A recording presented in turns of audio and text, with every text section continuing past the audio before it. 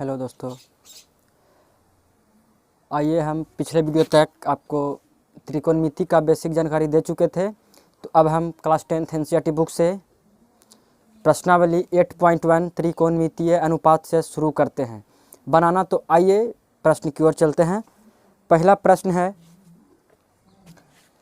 त्रिभुज ABC में जिसका कोण B समकोण है, AB इक्वल 24 सेंटीमीटर तथा BC इक्वल 7 सेंटीमीटर, तो निम्नलिखित का मान ज्ञात करें। यानी एक त्रिभुज हमको बनाना है जिसमें कोण B समकोण बनाना है। तो आइए हम एक त्रिभुज बनाते हैं। समकोण त्रिभुज, जिस त्रिभुज का एक कोण समकोण हो, ये त्रिभुज हम बनाए हैं जो समकोण त्रिभुज है। कोण B समकोण होना चाहिए, यानी ये जो है 90 डिग्री, यहाँ पे कोण B रहना चाहिए। यहाँ पे B नाम दे दिए, यहाँ पे A, यहाँ पे C, यानी ABC त्रिभुज बनाना था जिसमें कोण B समकोण AB बराबर 24 सेंटीमीटर।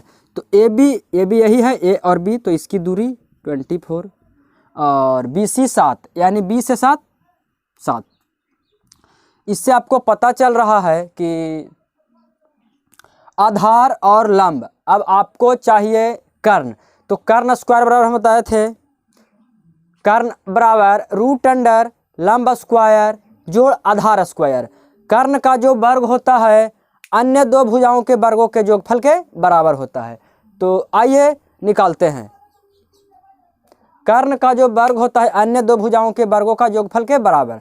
तो कर्ण है मालूम नहीं, कर्ण मालूम करना, तो सबसे पहले कर्ण मालूम करना पड़ेगा। कर्ण बराबर root under L square P square जोड़ B square. Root under P कितना है परपेंडिकुलर 24, बेस कितना है 7। 24 के स्क्वायर कीजिए, 24 के स्क्वायर, तो स्क्वायर कहीं करके देखते हैं।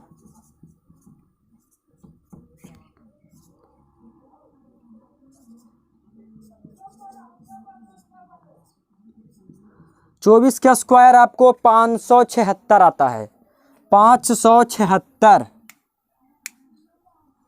तो 24 के नीचे 576 प्लस 7 सत्ते 49। अब इसको आपस में ऐड कीजिए, 576 और 49 आपका हो जाएगा 625। अब रूट में है 625, तो इसको हम 5 गुना 5 गुना 5 गुना 5 लिख सकते हैं। इसको हम फैक्टर किए हैं, 5 पचे 25, 25 पचे 125, 125 पचे 625, तो 625। अब इसमें पेयर जो होता है एक ही संख्या का दो पेयर, यानी ये जो पेयर हुआ और ये पेयर, इन दोनों के बदले रूट में 2 5 है तो इसके बदले 1 5 बाहर, मल्टीपल ये 2 5 के बदले भी 1 5 बाहर। अब 5 पचे 25, यानी आपका कर्ण जो कितना आ गया, कर्ण आपका आ गया 25 सेंटीमीटर। तो कर्ण 25 सेंटीमीटर आ गया।